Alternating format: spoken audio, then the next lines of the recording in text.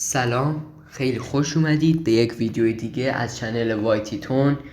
میخوایم توی این ویدیو درباره خبر خیلی مهم و خبری که تازه منتشر شده حرف بزنیم که در بخش اچیومنت ها هستش که در ادامه دربارش میپردازیم. این خبر برای کسانی هستش که بیشتر از کد کلید استفاده میکردن که اون کدها رو از ربات ها میگرفتند یا از اتو کلیکر یا هم کارهای دیگه میکردن که در ادامه میپردازیم که چه کارهایی رو نکنیم که این اخطار رو نگیریم.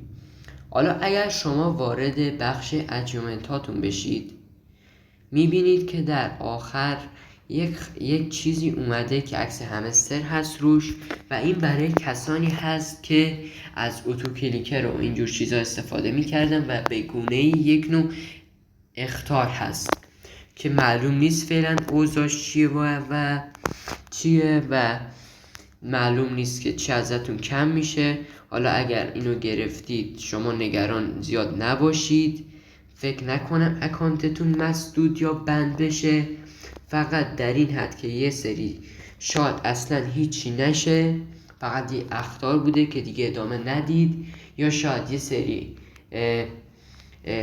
ایدرابتون وقتی پول شد پولش نصف بشه، این نصف ایدراب شما پولشو بگیرید، یا هم که مثلا یه جریمه اندکی براتون باشه. یعنی خیلی نگران نباشید، چیزی نیست. حالا چیزیه که شده و خوشبختانه من همچین چیزی رو نگرفتم، چون الان 51 تا کلیدم میبینید من دارم همش رو با بازی کردن به دست آوردم. به خاطر همون به شما توصیه میکنم اگر تا هنوز همچین اخطاری رو دریافت نکردید، بعد از این برید و کلیدها رو از داخل خود بازی بگیرید و از هیچ بات دیگه کلید نگیرید. 2. از اتو کلیکر به هیچ عنوان استفاده نکنید، چون همستر به تازگی داره تشخیص میده. و 3. وقتی کارت های روزانه براتون میاد، کارت های روزانه رو پشت سر هم هر ستاشون نگیرید، به دلیل این که همستر شک میکنه، میگه چطوری این اینقدر دقیق اومد 3 تا کارت که امروز من انتخاب کردم و پشت سر هم گرفت. به همین دلیل شما برای مثال امروز این یه دونه کارت روزانه است که حالا امروز نیست ولی من میزنم و این برام گرفته میشه، دریافت میشه، و بعد برای مثال این وقتی کارت روزانه است دوم میشه، اینو نگیرید. شما برید اول 1-2 تا کارت برای مثال اینا رو بگیرید، بعد برید سراغ اون که همستر شک نکنه و بریم دیگه سراغ شما که شما اون عده از افرادی که همچین کارتی رو، همچین اخطاری رو از همستر دریافت کردن.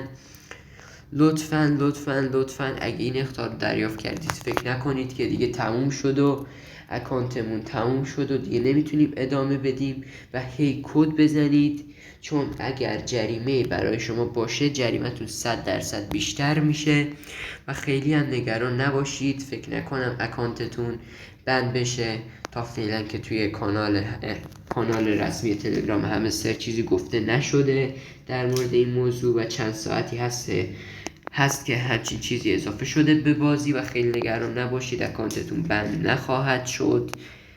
ولی اگر همچین چیزی رو نگرفتید تا فعلا، لطفاً کدها رو به صورت بازی کردن به دست بیارید، از ربات استفاده نکنید، اتو کلیکر استفاده نکنید و کارهایی رو که من توی ویدیو گفتم انجام بدید و با انجام دادن این کارها هیچ موقع همچین چیزی رو نمیگیرید، چون من با همین فرایند جلو رفتم و همطور که میبینید برای من هنوز اون اچیومنت ها باز نشده.